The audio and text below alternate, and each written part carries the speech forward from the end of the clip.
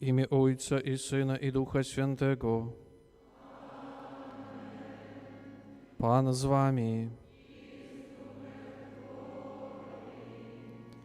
Wszystkie narody klaskajcie w dłonie, radosnym głosem wykrzykujcie Bogu.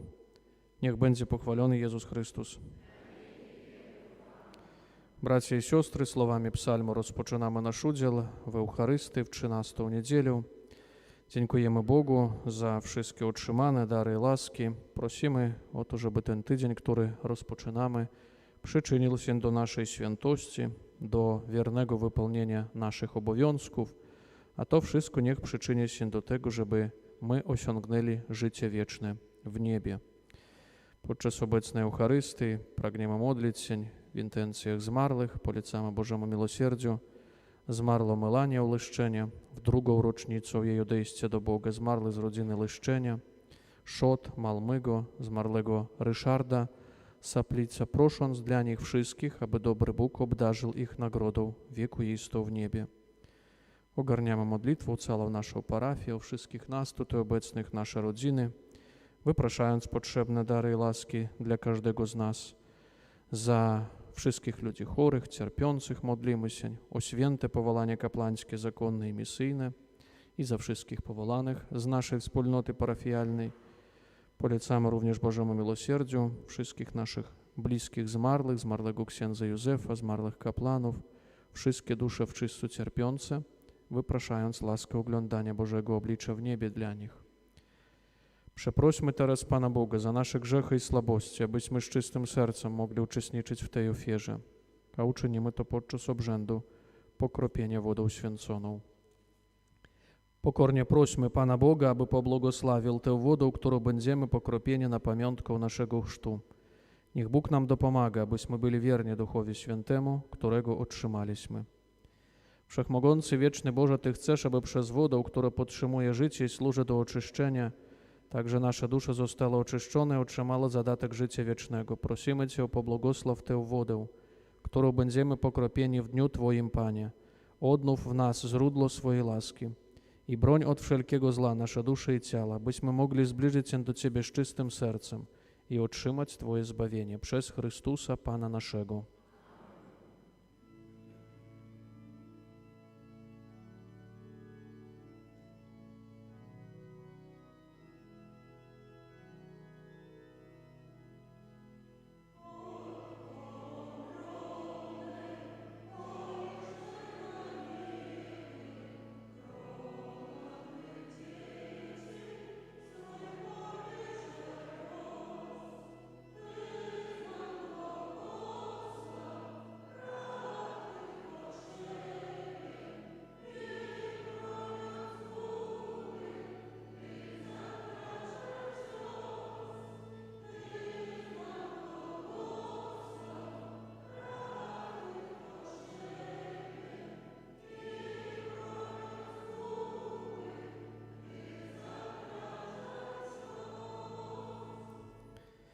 Niech Bóg Wszechmogący oczyści nas z grzechów i sprawi, abyśmy przez odprawienie tej eucharystycznej ofiary stali się godnymi udziału w uczcie niebieskiej.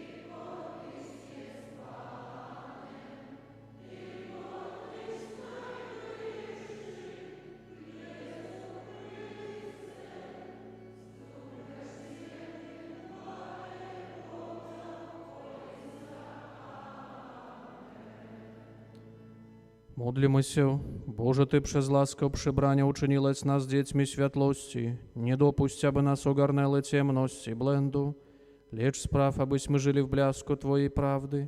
Przez naszego Pana Jezusa Chrystusa, Twojego Syna, który z Tobą żyje i króluje w jedności Ducha Świętego, Bóg przez wszystkie wieki wieków.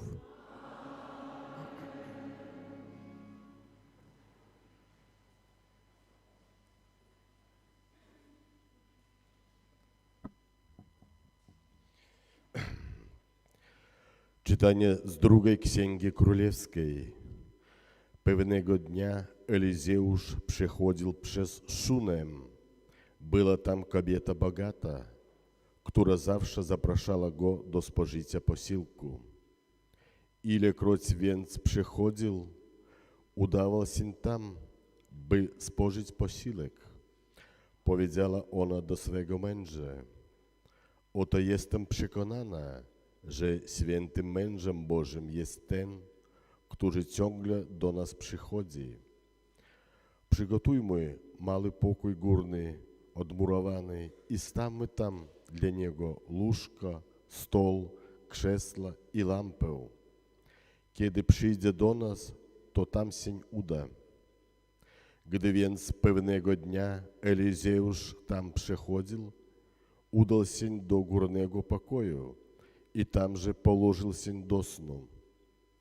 I powiedział do Gehaziego, swojego sługi: co można uczynić dla tej kobiety?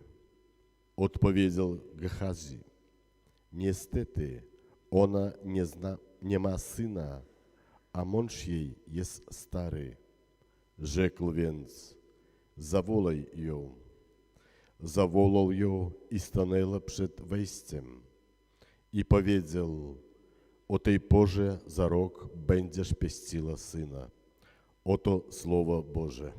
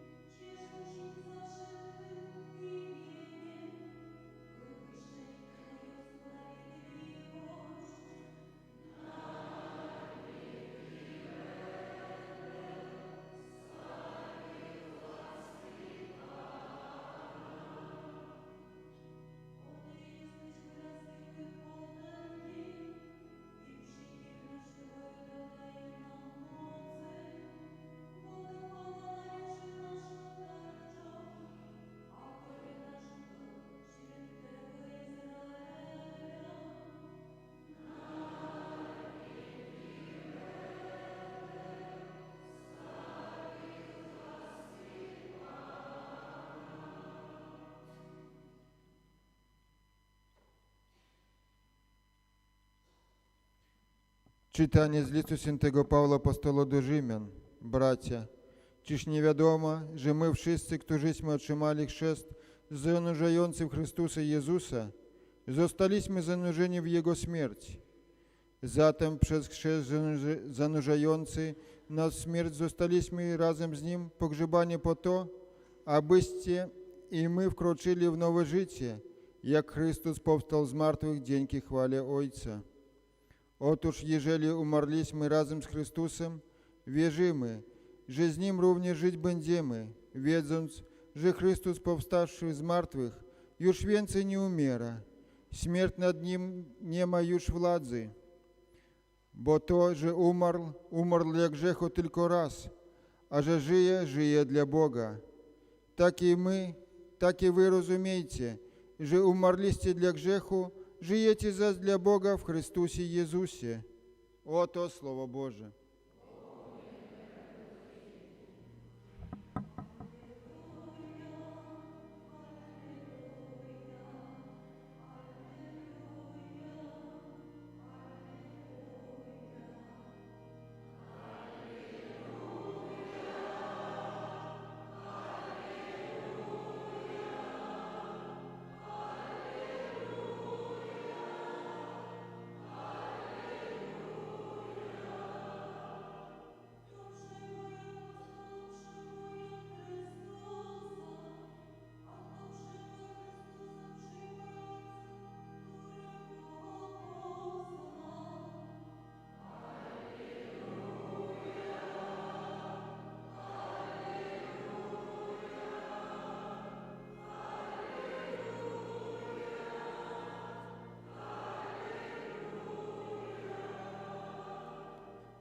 Pan z wami.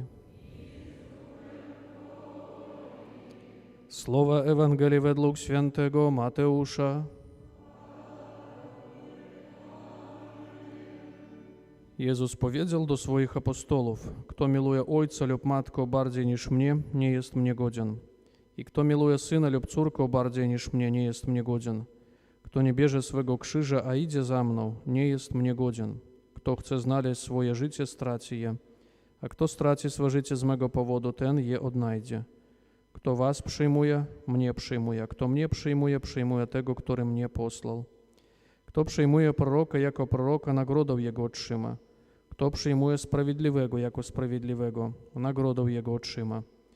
Kto poda kubek świeżej wody do picia jednemu z tych najmniejszych, dlatego że jest uczniem moim, zaprawdę opowiadam wam, nie utraci swojej nagrody. Oto słowo Pańskie.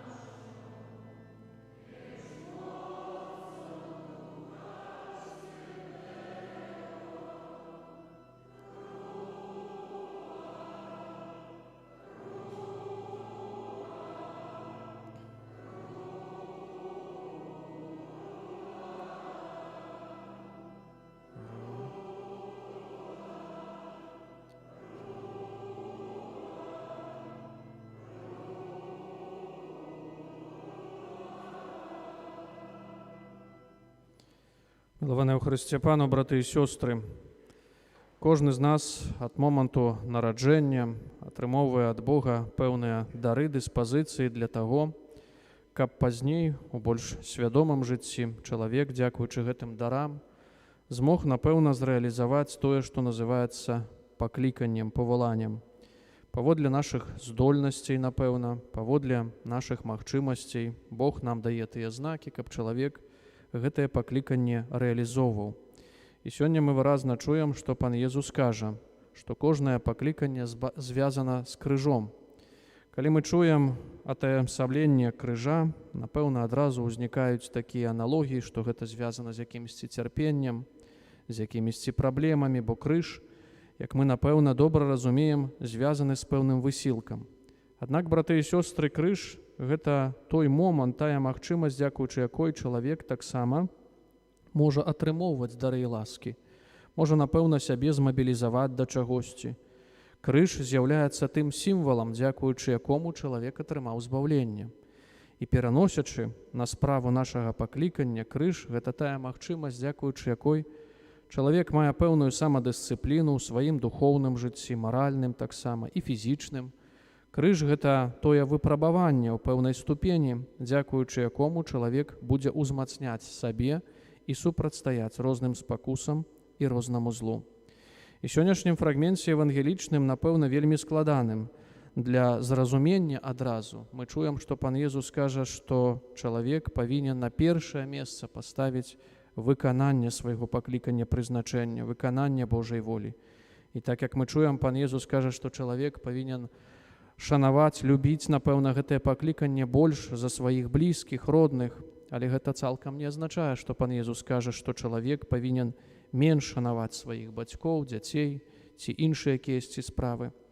Але, браты і сёстры, пан Езус перасцерагае чалавека, што вельмі часта ў нашым жыцці, у рэалізаванні нашага паклікання чалавек пачынае сябе ўсправедлівяць тымі абавязкамі, з чагосьці сябе звальняць і кажа, што я павінен дапамагаць сваім блізкім, што я, напэўна, не буду гэтага выконваць, таму, што я маю іншыя справы, больш важнейшыя. Менавіта перад такімі скрайнасцямі пан Езус перасцерагае. Мы добра ведаем і выразна пра гэта зазначаецца ўжо ў Старым Завеце, што Бог казаў у Божым праве, што чалавек павінен шанаваць і сваіх родных, шанаваць і сваё здароўе таксама, шанаваць таксама ўзаемаадносіны з іншым чалавекам. Але Божыя запаведзі ўказваюць нам іерархію гэтых каштоўнасцей. Бог, напэўна, праз тое, што чалавек будзе трошчыцца паводле Божага Слова аб усіх гэтых людзях, аб гэтых справах, добра ўсё раскладаючы, не занядбоўваючы чагосьці ў жыцці, не пераходзячы ў пэўныя скрайнасці ў сваіх учынках. Напэўна, гэта ўсё зможа гарманічна дапаўняць і прычыняцца да таго, што чалавек зможа зрэалізаваць сваё пакліканне і прызначэнне. І мы чуем далей у сённяшнім святым Евангеліі, як пан Езус тлумачыць, што справа паклікання – гэта не справа, которая звязана толькі з маім індывідуальным жыццём. Пакліканне – гэта дапамога іншаму чалавеку, часамі без кампраміса, часамі без того спадзявання, што я ўзамен за гэта штосьці атрымаю. Часамі, напэўна, чалавек павінен выйсці з сваёй зоны камфорта, каб камусьці дапамагчы. Гэта, напэўна, справы, звязаныя з выкананнем нашых штодзённых абавязкаў. Сёння мы таксама пра гэта выразна чуем, разважаючы. Пан Езус кажа, што, напэўна, гэта патрабуе высілку. Чалавек вельмі часта прызвычайваецца да гэтых штодзённых спраў, которые і будуюць нашае пакліканне, тыя прафесіі, функцыі, которые выконваем. Чалавек, напэўна, уваходзіць у пэўную спакусу, которая называецца рутынай, прызвычайваецца. І заўважае чалавек, што гэта ўсё не робіць ужо вялікага ўражання на мяне, што гэта мяне абцяжарвае, чалавек паддаецца нараканню. І тады менавіта ўзнікаюць тыя спакусы, каб гэта занядбаць, каб здыспенсаваць сябе, звольніць з дальшых абавязкаў, усправедливаючы іншымі справамі. І гэтая пастава, браты і сёстры, напэўна, як мы пачулі ў сённяшнім святым Евангелі, не з'яўляецца чымсьці добрым. Напэўна, кожны з нас разумее, што штодзённае жыццё патрабуе гэтага высілку, гэтай працы над сабой. Аднак Езус Хрыстус запэўнівае, што чалавек, который пастараецца быць верным гэтаму ўсяму, будзе прасіць Бога патрэбных дарах і ласках, напэўна, гэтыя крызісы зможа перамагчы і пазней адкрые тую вартасць сваю, тую унікальнасць, дзякуючы якому змог зрэалізаваць сваё прызначэнне і асягнуць вечную ўзнагароду. Гэта той цэль, браты і сёстры, который Бог ставіць перад намі. Але Бог ставіць таксама той цэль і ў жыцці земскім для кожнага з нас. Дзякуючы пакліканню, дзякуючы пэўнай самадысцыпліне, дзякуючы таму, што чалавек застанецца верным свайму прызначэнню, чалавек таксама годна пражыве земскае жыццё. А нашым жаданнем, напэўна, кожнага чалавека з'яўляецца тое, каб гэтае жыццё пражыць так, каб пазней не шкадаваць аб тым, што я штосьці змарнаваў. Мы вельмі часта сустракаемся з такімі выказваннямі, з рознымі характарыстыкамі людзей у ўзросце альбо людзей, которые пакутуюць, што каб вярнуць час, каб вярнуць гэтыя магчымасці, то, напэўна, я б усё гэта дацаніў, тое, што меў, а можа занядбаў у сваім прызначэнні і пакліканні. Можа, часамі з прычыны ляноты ці іншых слабасцей зігнараваў выкананне гэтага ўсяго. Каб вярнуць гэты час, я б па-іншаму таксама гэта ўсё ўчыніў. І каб не дапусціць гэтага фаталізму ў жыцці, Бог у сваёй прадбачлівасці праз паслугу Касцёла, праз Божае Слова прыпамінае нам гэтыя справы, каб мы не толькі іх пачулі і забылі, але каб, напэўна, змабілізавалі сваё жыццё, свае якія дзеянні духоўныя, таксама маральныя, і, напэўна, калі ёсць такая патрэба, змянілі ўсё тое, што з'яўляецца злым на лепшае, і наадварот, тое, што з'яўляецца добрым, стараліся далей у сваім жыцці развіваць і ўзмацняць. Няхай, браты і сёстры, Божае Слова дапамагае нам надалей годна выконваць нашу місію, нашае пакліканне да святасці. Няхай Найсвяцейшая Панна Марыя, нашыя святыя апекуны выпрошваюць для нас патрэбныя дары і ласкі, каб кожны з нас, выконваючы сваё прызначэнне, змог годна пражыць гэта земскае жыццё і таксама ў будучым часе асягнуць вечную ўзнагароду ў небе. Амен. Wyznajmy teraz naszą wiarę. Wierzę w jednego Boga.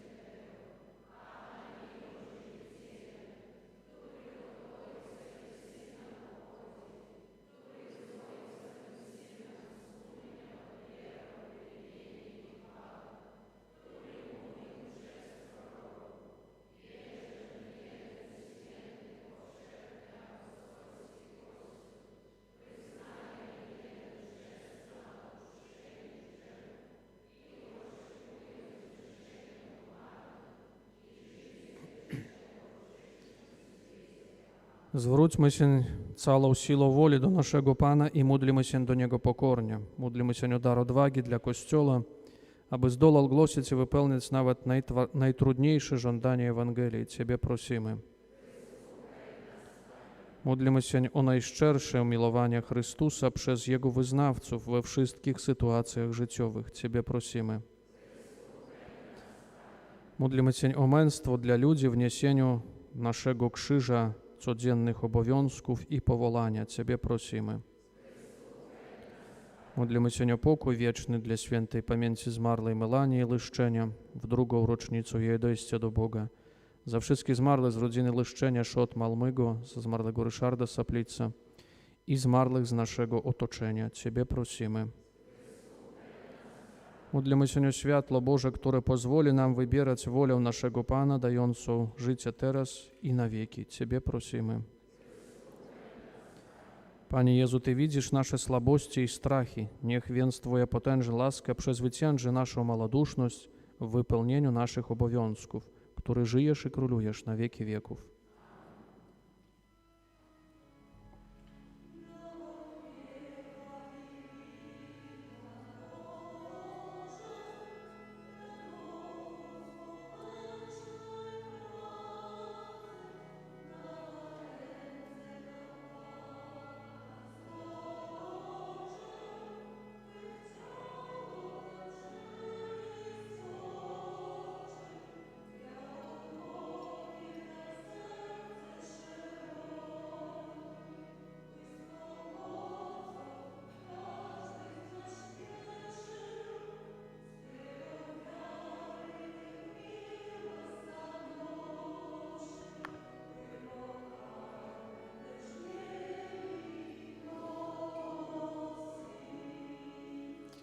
Módlcie się, nieby moją i waszą ofiarę przyjął Bóg Ojciec Wszechmogący. Teraz dróg Twoich, na cześć i chwała swojego imienia.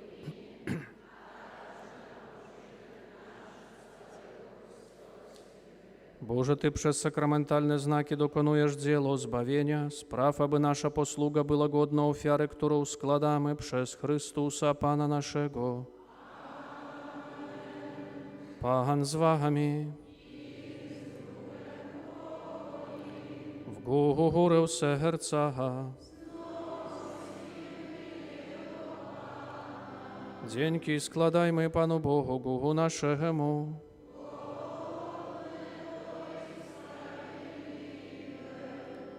За правдогодне то и справедливое для нас благовенное, абысь мы Тобе складали dziękczynienie Ciebie wychwalali. Panie Ojcze Niebieski, Wszechmogący i Miłosierny Boże, w którym żyjemy, poruszamy się i jesteśmy.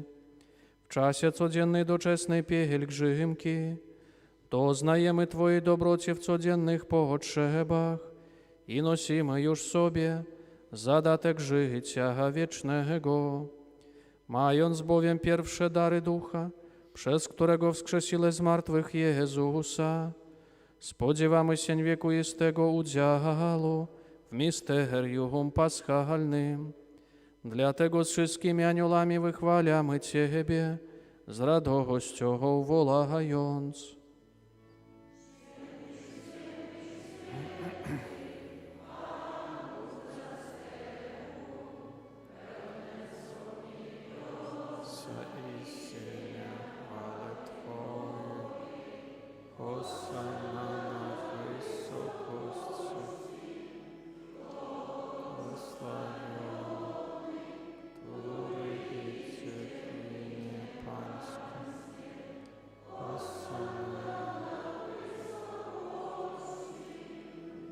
Zaprawdę święty jesteś Boże, źródło wszelkiej świętości. Dlatego stajemy przed Tobą i zjednoczeni z całym Kościołem uroczyście obchodzimy pierwszy dzień tygodnia, w którym Jezus Chrystus zmartwychwstał i zesłał na apostołów Ducha Świętego. Przez Chrystusa prosimy Ciebie, Wszechmogący Boże. Uświęć te dary mocą Twojego Ducha, aby stały się dla nas ciałem i krwią naszego Pana Jezusa Chrystusa.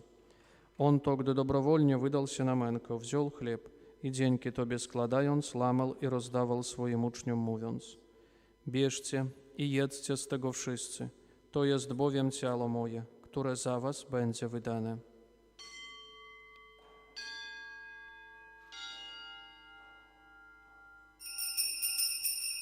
Podobnie po wieczerzy wziął kielich i ponownie dzięki Tobie składając, podał swoim uczniom, mówiąc: bierzcie i pijcie z niego wszyscy.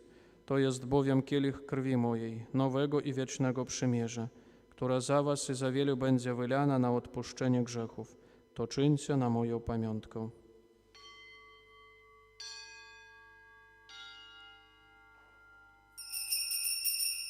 Oto wielka tajemnica wiary. Panie Jezu, wyznajemy Twoje zmartwychwstanie.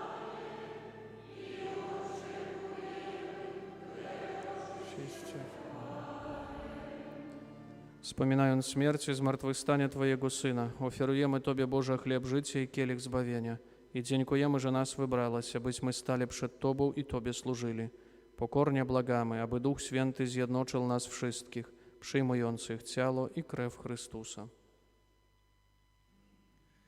Pamiętaj, Boże, o Twoim Kościele na całej ziemi i spraw, aby lud Twój wzrastał w miłości razem z naszym papieżem Leonem, naszym biskupem Włodzimierzem oraz całym duchowieństwem. Pamiętaj także o naszych zmarłych braciach i siostrach, którzy zasnęli z nadzieją zmartwychwstania i o wszystkich, którzy w Twojej łasce odeszli z tego świata. Dopuść ich do oglądania Twojej światłości. Prosimy Cię, zmiłuj się nad nami wszystkimi i daj nam udział w życiu wiecznym z Najświętszą Bogorodzicą Dziewicą Maryją, ze świętym Józefem, jej ulubieńcem, ze świętymi apostołami i wszystkimi świętymi, którzy w ciągu wieków podobali się Tobie, abyśmy z nimi wychwalali Ciebie przez Twojego Syna, Jezusa Chrystusa. Przez Chrystusa, z Chrystusem i w Chrystusie, Tobie, Boże Ojcze Wszechmogący, w jedności Ducha Świętego, wszelka cześć i chwała przez wszystkie wieki wieków. Módlmy się do Ojca Niebieskiego, jak nas nauczył Jezus Chrystus, któryś jest w niebie. Święć się imię Twoje, przyjdź królestwo Twoje, jako w niebie tak. Chleba naszego powszedniego daj nam dzisiaj i odpuść nam nasze winy, jako i my odpuszczamy naszym winowajcom. I nie wódź nas na pokuszenie,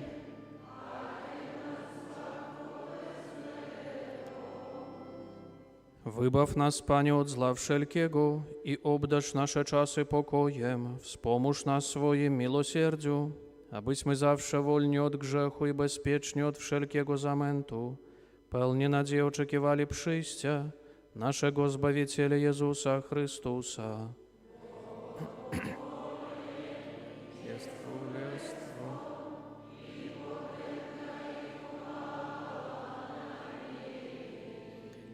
Panie Jezu Chryste, Ty powiedziałeś swoim apostolom, pokój wam zostawiam, pokój mój wam daję. Prosimy Cię, nie zważaj na grzechy nasze, lecz na wiarę swojego Kościoła i zgodnie z Twoją wolą napełnij go pokojem i doprowadź do pełnej jedności, który żyjesz i królujesz na wieki wieków.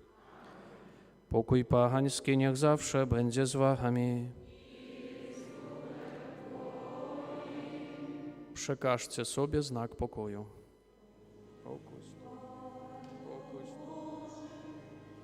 Ciało krew naszego Pana Jezusa Chrystusa, który przyjdzie.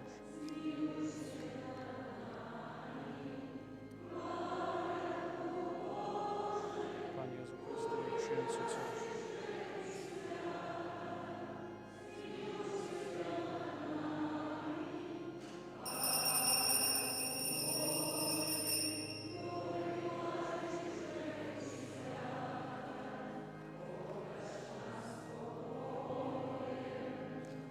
Oto baranek Boży, który gładzi grzechy świata. Błogosławieni, którzy zostali wezwani na Jego ucztę. Abyś przyszedł do mnie, ale powiedz tylko słowo, a będzie uzdrowiona dusza moja. Wierzę w Ciebie, Boże żywy, Trójcy jedyny prawdziwy. Wierzę, coś objawił Boże, słowo mylić nie może. Ufam Tobie, boś Ty wierny, Wszechmogący i miłosierny. Dasz mi grzechów odpuszczenie, swoje wieczne zbawienie. Boże, choć się nie pojmuję, jednak nad wszystko miło, nad wszystko, co jest stworzone, boś Ty wyborem nieskończony. Ach, szaleję z umysłości.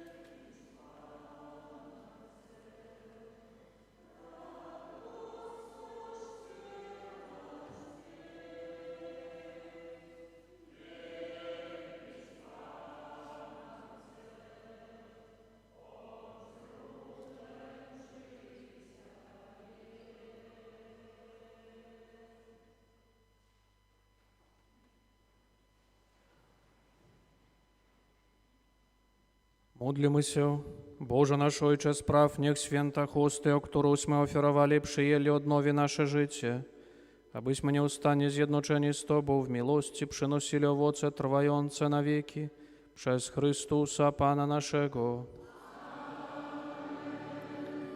Ogłoszenie parafialne. Перажываем 13-ю звычайную нядзелю. На гэтым тыдні заўтра, 29-го, ў панядзелак, будзем адзначаць урачыстасць святых Пятра і Паўла, апосталаў. Святыя імшы у нашым касцёле ў гэты дзень будуць у 9 гадзін з раніцы, у 11, у 17 і ў 18:30. І падчас святых імш у зборах вераванняў будзе прызначаны на патрэбы апостольскай сталіцы. 30-го ў аўторак заканчэння чэрвеньскага набажэнства, 1-го ў сераду, пасля святых імшу благаслаўлення дзяцей, 2-го, першы чацвер месяцам, дзень малітваў аб святых пакліканнях да Божай службы. Адведваем старэйшых асобаў святымі сакраментамі і пасля вечэрняй адарацыі, экзарцызмавання солі, вады і алею. 3-го, першая пятніца месяца, набажэнства ўзнагароды сэрцу Езуса.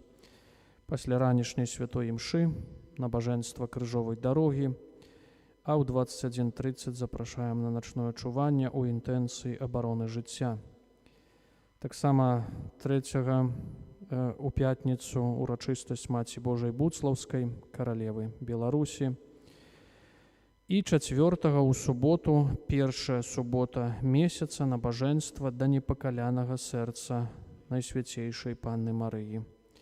У суботу таксама далей трываюць так званыя канцэрты арганнай музыкі у нашым дэканаце, у парафіі Ліда Фара.